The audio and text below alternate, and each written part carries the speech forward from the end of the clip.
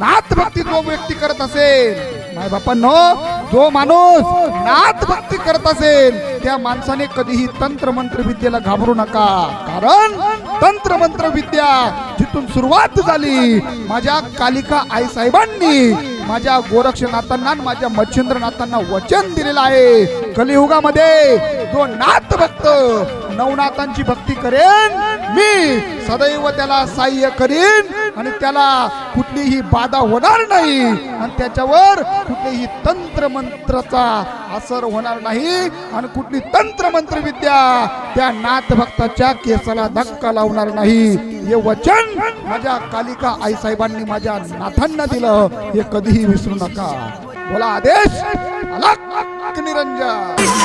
भक्ताचा घोट घेईन तुझ्या रक्ताचा, भक्ताचा घोट घेईन